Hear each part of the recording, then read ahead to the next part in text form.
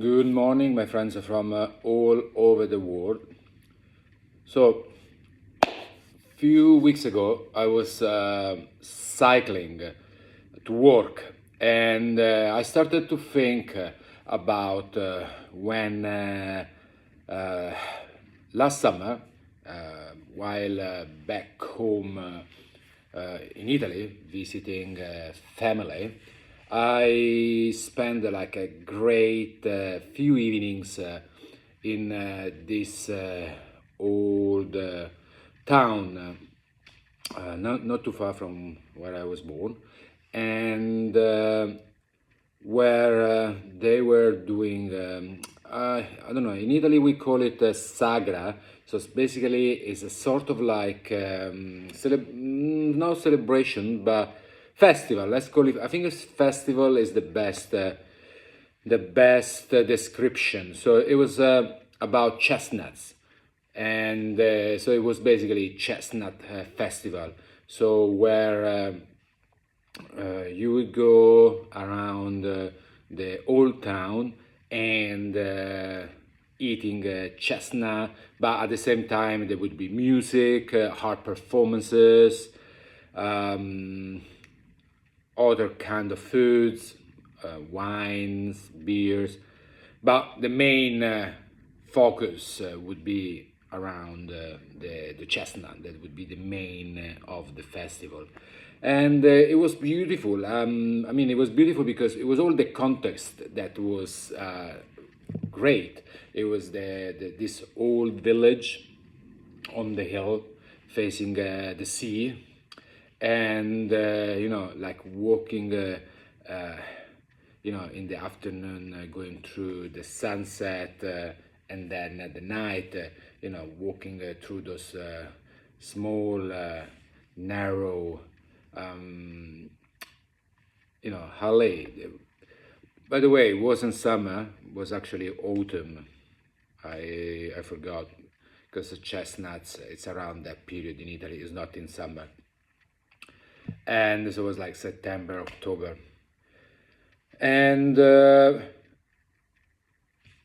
so it was great. I had a great time. I was together with a good friend and his son, and while there we were talking about visiting another old town not too far from there, very popular in my area. It's called Grottamare Alta. That means like Grottamare on the hills, basically, and as well, beautiful, beautiful village, and absolutely like one of the nicest, one of the prettiest village around where I come from, and it's like the actually the birthplace of one of the most famous pope. Obviously, history will tends to tell you about the great things of certain people. Then, in reality, if they were that great or that good, we don't really know.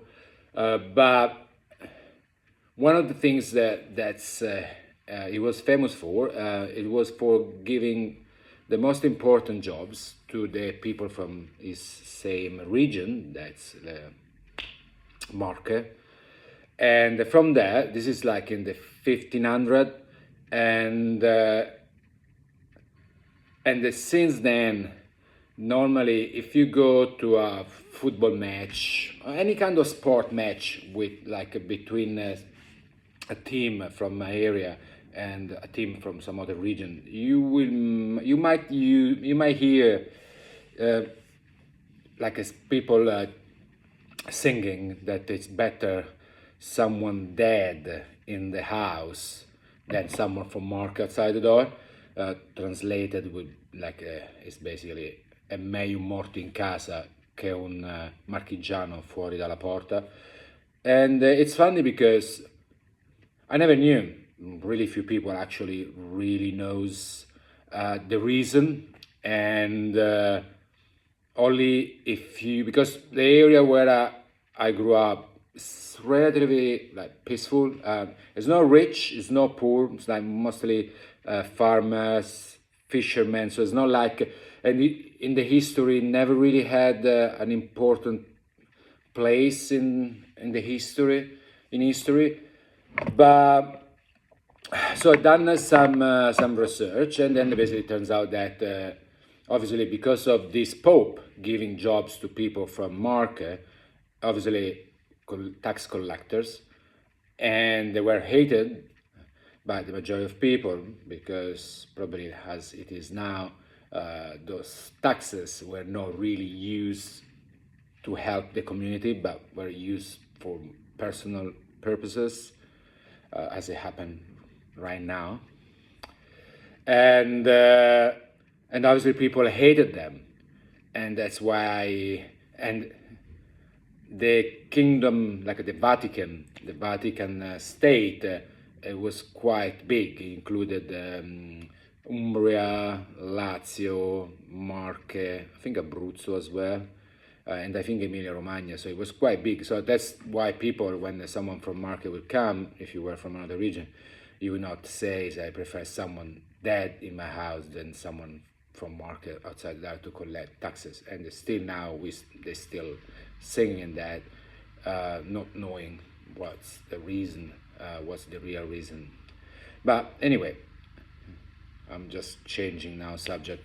I'm going to another subject. So let's go back to the story. So as I thought about those, beautiful time in back home, I thought, let me send a message to my friend and see how what she's doing. How the son is doing. Hopefully they are fine. So I message her and I say, how is going? I was thinking about the other week when we were in Cupra, and then we were talking about going to Grottamare, and I thought about messaging you. And she was surprised. She sent me a voice message, surprised, because she said, well, literally, I was about to message you, like now, and because of the same reason, because actually I was thinking about Cupra and Grottamare, and then I thought about you, and I wanted to message you. So, what this means to you? Many will just say, that it's coincidences. It's coincidences. Obviously, if it never happened to you before, and this is the first time to experience something like this, yes, it's coincidences. Like, so we can call it coincidences. But if you had something similar happening in a daily basis now, and not just this, even bigger than this, sometimes smaller, like obviously you start questioning, it's not anymore coincidences, it's something more. It's something more, but this something more, where this something more come from? So it's all like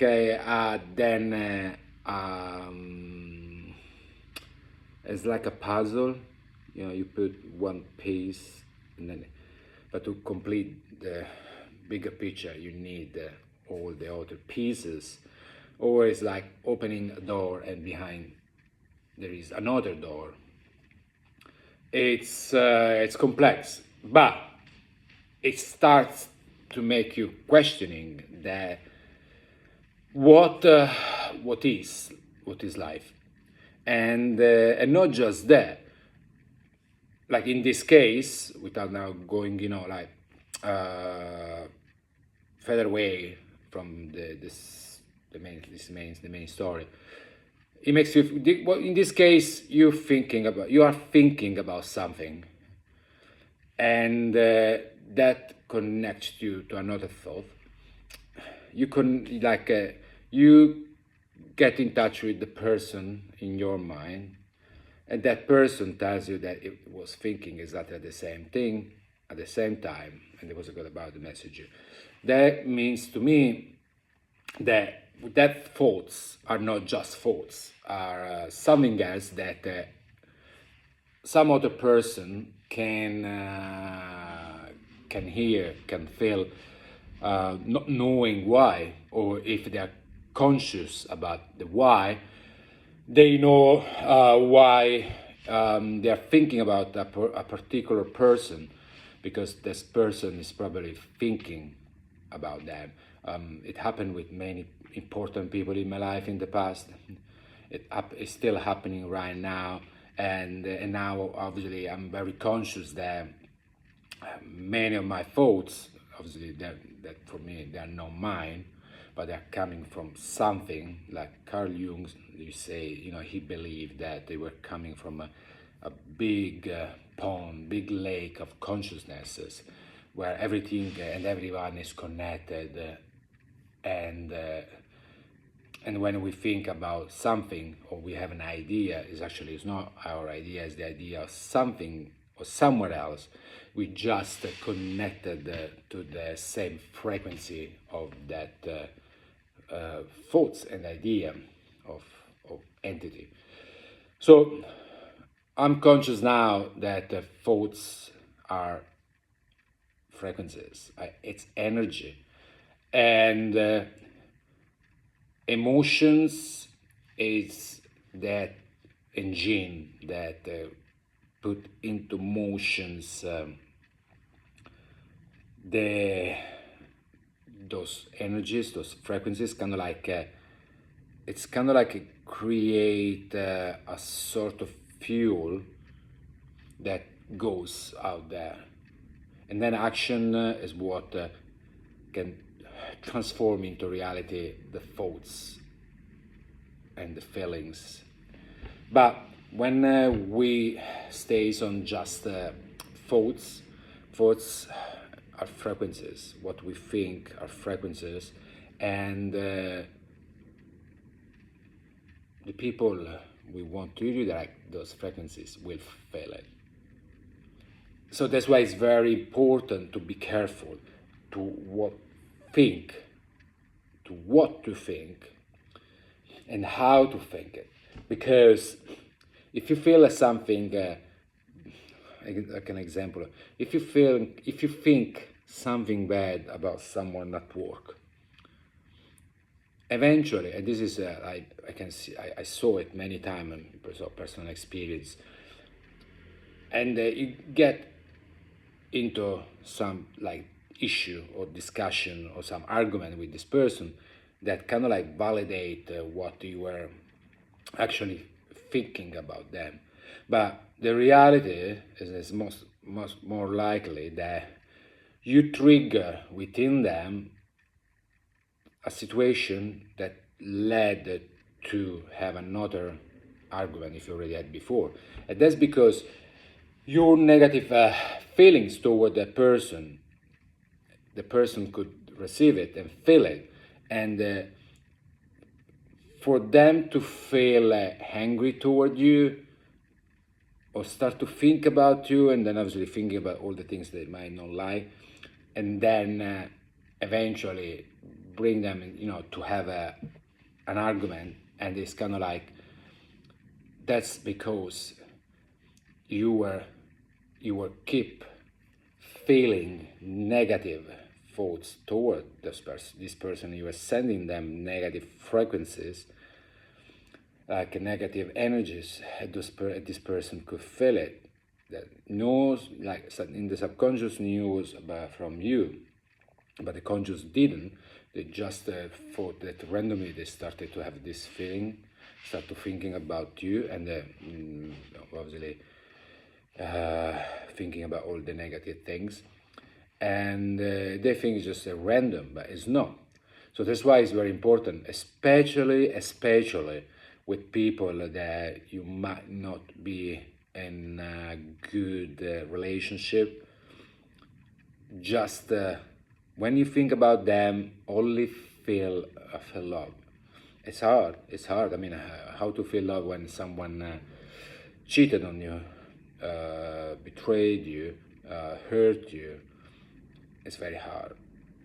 But it really, at least I cannot say in a bigger scale of life, but in the smaller one, like for example, like with my colleagues in the past, when I stopped have negative feelings toward them, and I started to actually have a neutral feeling, or if I had something that would really upset me, I would try to transmutate them and feeling and having a feeling of kindness, of love, understanding.